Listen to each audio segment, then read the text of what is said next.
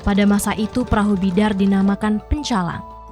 Pancal berarti lepas, hilang berarti menghilang.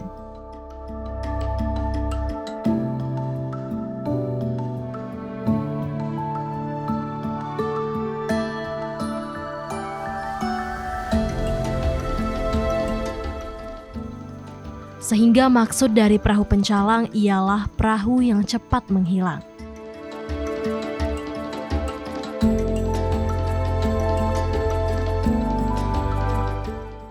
Dalam bahasa Melayu, pencalang artinya melaju cepat atau cepat pergi.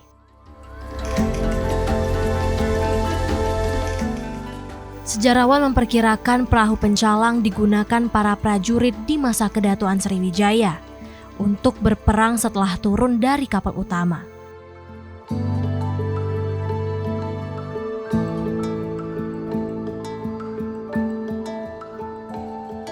Pencalang juga digunakan sebagai alat angkutan transportasi sungai bagi sang raja dan sebagai sarana berdagang di sungai bagi masyarakat.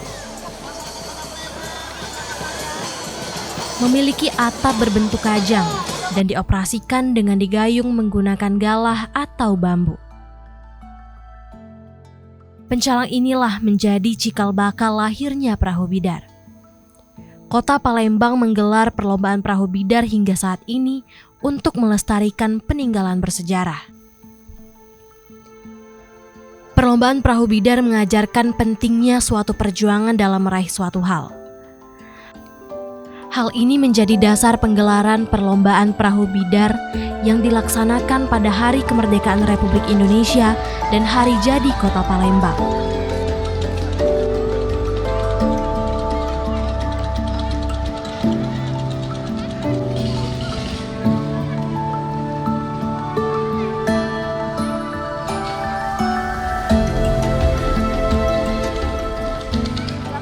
Memiliki beragam tradisi unik dan menarik yang tentunya ditunggu-tunggu oleh masyarakat. Tradisi itu ialah tradisi perahu bidar dan juga tradisi perahu hias.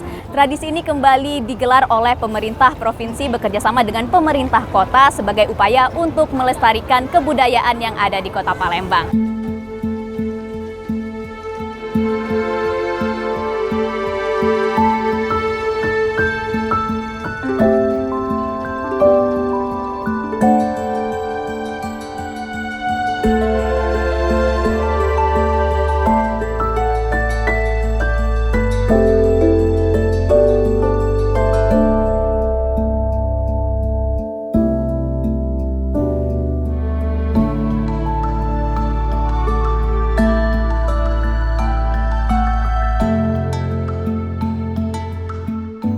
Perlombaan perahu bidar terbagi dua rangkaian kegiatan.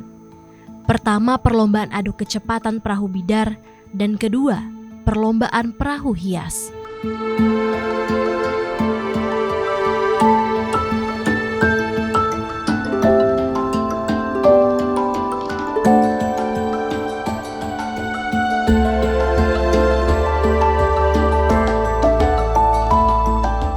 Masyarakat berbondong-bondong menyaksikan perlombaan perahu bidar, karena selain sebagai ajang meraih prestasi, juga sebagai hiburan tradisi budaya yang dinanti.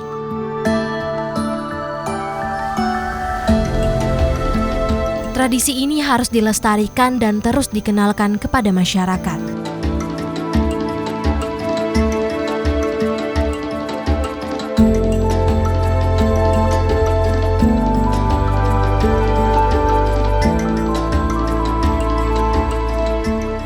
Sebenarnya saya dari Bengkulu. Saya dapat info di sini ada pesta perahu bidar. Jadi saya dan keluarga tertarik untuk lihat di sini, dan alhamdulillah saya lihat cukup animonya cukup banyak, dan tadi di mana perahunya saya juga cari gitu kan, tapi saya senang menghadiri ini. Ternyata masyarakat banyak yang meminati, dan harapan saya sih momen ini mungkin bisa dilakukan setiap tahun dan lebih baik lagi.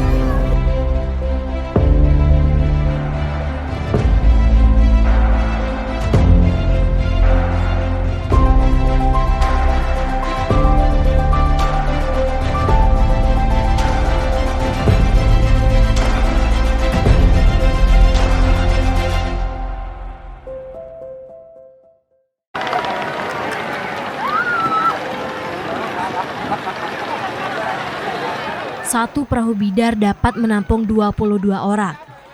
Jurangan atau pawang bidar berada di posisi paling tengah perahu.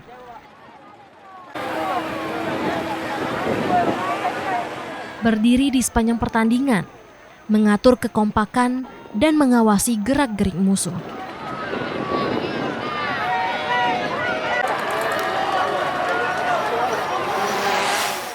Sementara juru batu berada di paling depan, bertugas mengatur dan memberi komando.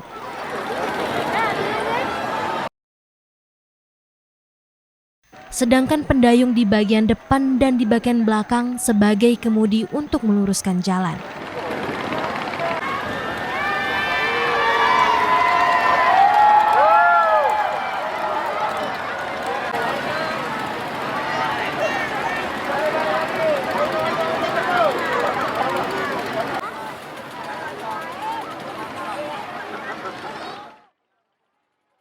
Diperkirakan perlombaan bidar dilaksanakan saat merayakan hari ulang tahun Ratu Belanda, Ratu Wilhelmina pada tahun 1898 di Palembang, Sumatera Selatan.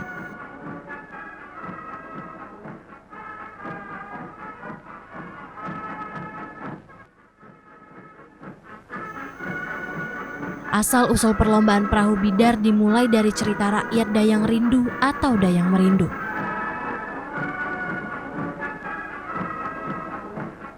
Pertama kami pengen nengok bidar, oleh karena sudah 2 tahun COVID tidak pernah diadakan, makanya sekarang diadakan. Kami pengen nengok. Biasanya kami tiap tahun sering nonton, oleh karena sudah 2 tahun ini COVID, jadi kami tahun ini kami pengen lagi nonton. Terus kenapa nih, apa sih yang bikin Ibu tuh pengen nonton bidar ini, Bu?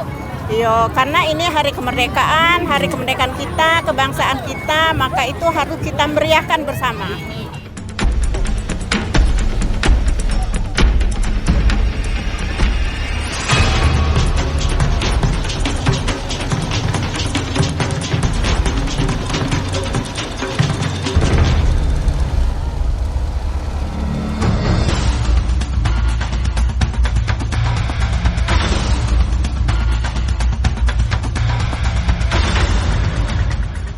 Perahu bidar ini berdasarkan cerita-cerita tersebut berasal dari era Kesultanan.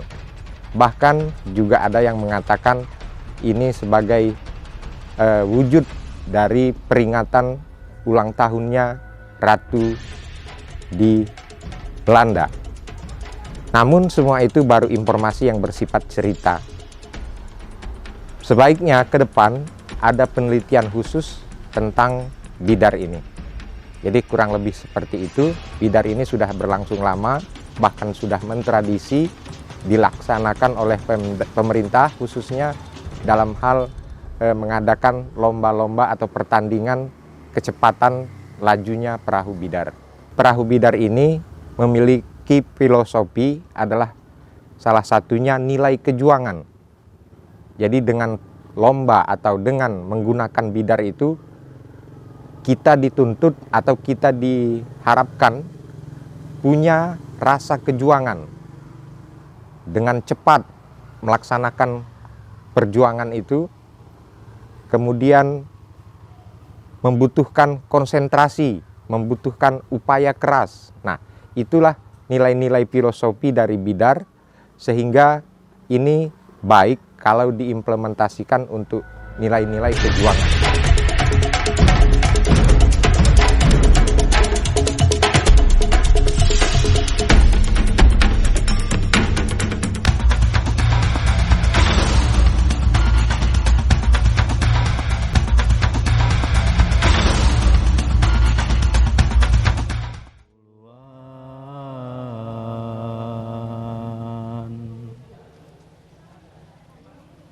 Perlombaan bidar,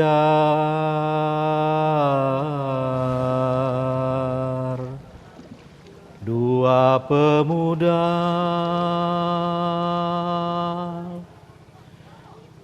Bidar adalah olahraga tradisional khas Kota Palembang yang dilombakan pada setiap hari kemerdekaan Republik Indonesia atau setiap tanggal 17 Agustus. Jadi kalau tanggal 17 Agustus itu orang berduyun-duyun datang ke Palembang untuk menonton bidar.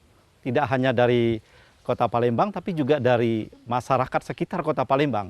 Sampai berdesak-desakan di tepian Sungai Musi, terutama di sekitar depan Benteng Kota Besar.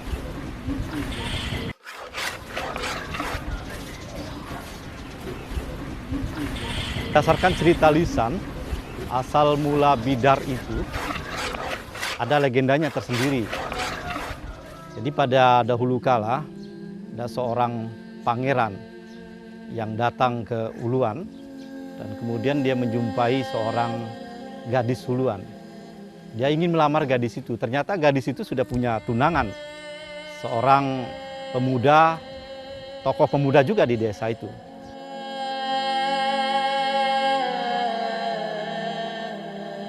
Singkatnya, Pangeran Palembang dan pemuda itu bertarung bidar. Jadi sama-sama bertarung, hasilnya seri. Kedua pemuda ini, pangeran dan pemuda, ternyata tidak ada yang kalah dan menang, malah sama-sama kelelahan dan mati. Nah, Dayang Merindu karena kedua-duanya adalah dia juga cinta sebenarnya kedua-duanya. Karena satu tunangan yang sudah mengikat janji, tapi Pangeran Palembang juga memikat dia. Akhirnya dia konon kabarnya membelah diri, bahwa tubuhnya dibelah dua dan dibagikan untuk dua pangeran dan pemuda itu.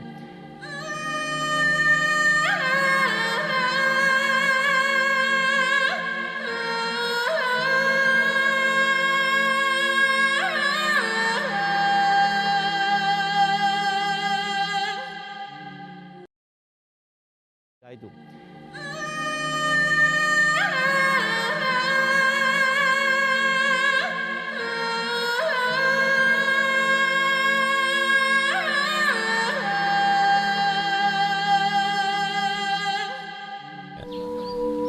Bidar itu dari kami-kami yang pengalaman yang dulu-dulu, orang yang dulu-dulu. Turun-menurun nuruti aturan yang zaman-zaman dulu. Pakai ritual, pakai latihan, pakai bacaan untuk perlombaan bidar.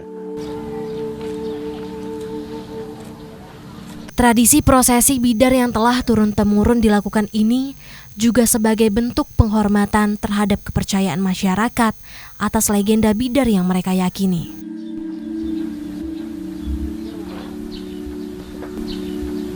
Sebelum menurunkan bidar dikeramasi dulu. Dikeramasi setiap bidar untuk bertarung atau bertanding itu tidak boleh dipegang oleh cewek. Sudah itu turun itu tidak boleh mulut mengucapkan yang kotor. Sudah berangkat bidar, mulai saat dia keluar bidar tidak boleh ditoleh ke belakang, langsung berangkat dulu. Itulah ritual bidar.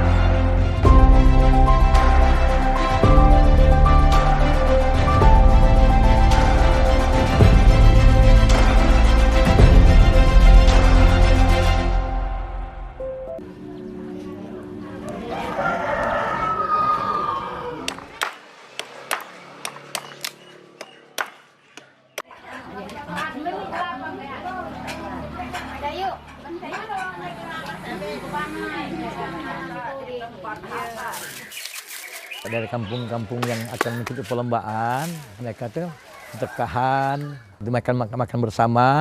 Tujuan apa? Untuk menjaga kalau ada hal-hal yang tidak diinginkan kejadian pada saat perlombaan, untuk menghindari bala atau menghindari kecelakaan.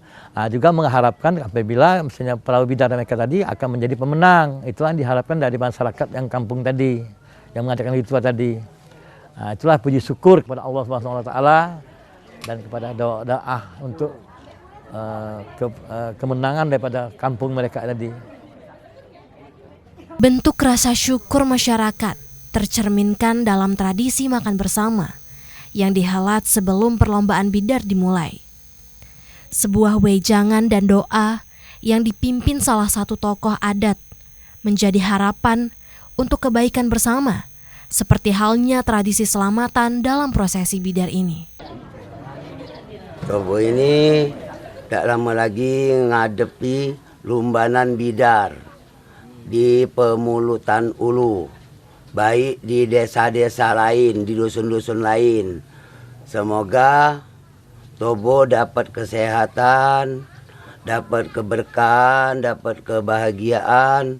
Dengan Tobo berlumban bidar ini nambah kekeluargaan, nambah persaudaraan untuk kagi Tobo yang akan datang.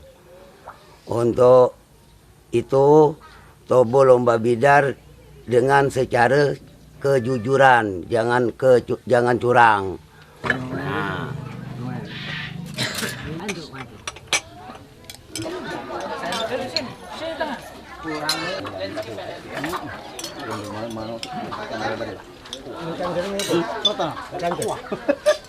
Ada lagi legenda mengatakan bahwa para pelaku bidar datang dulu ke salah satu pangeran di makamnya di Puyang atau di Kesultanan Sultan Muhammad Mansur maksud saya di sana, dan itu dikenal di Palembang sebagai sebutan atau dijuluki dengan Raden Toka. Jadi ada semacam ritual di makam itu. Setelah mereka menyelesaikan ritual-ritual itu, maka mereka berlomba, dan diyakini pada waktu itu yang sudah datang ke sana ke Raden Toka itu akan dibantu. Jadi Raden Toka itu semacam keyakinan bahwa ada makhluk lain di bawah bidar itu yang mendorong. Jadi kalau ada orang-orang menonton di pinggir sungai atau di tepian sungai, orang akan melihat ke bawah apakah betul ada Raden Tokanya. Itu sangat diyakini oleh orang-orang Palembang.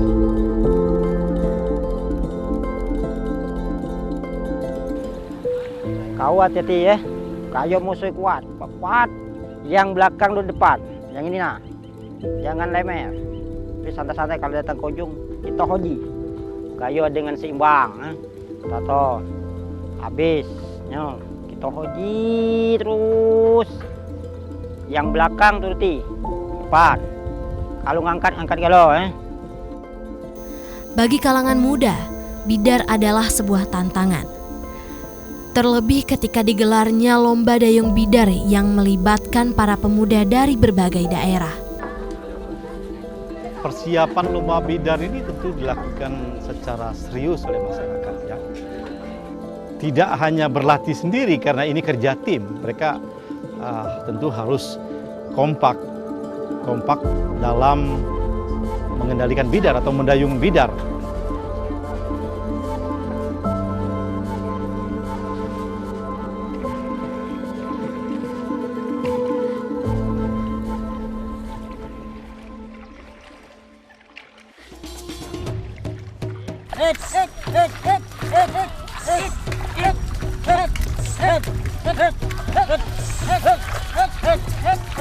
Pakai nomor satu kan. Kalau umpama mulai berlomba sekitar 20 menit itu tidak boleh tengok musuh, harus ngejok bidar dewek. Itulah makanya bidar itu ada larinya, lari bidar ada yang pacak dilambatkan, ada pacak dicepeti, ada pacak dikebutkan. Kadang itu Pak, kalau mesin TS 110 itu tidak terkejar di bidar.